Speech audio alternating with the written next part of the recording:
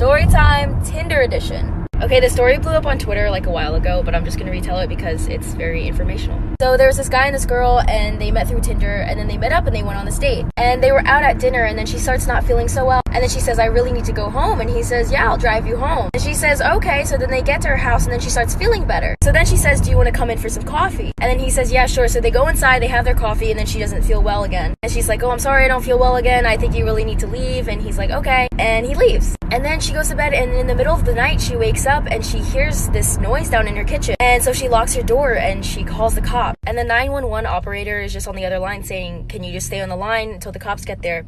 And then the cops get there, and they're like, the door is locked. Like, we don't think anyone's inside. And she's like, I promise you, someone's inside my house. I can hear them. She says, you have my permission to break down the door. So she's still up in her room, and then she hears the cops break down the door. And then she hears some rustling and some fighting. Part 2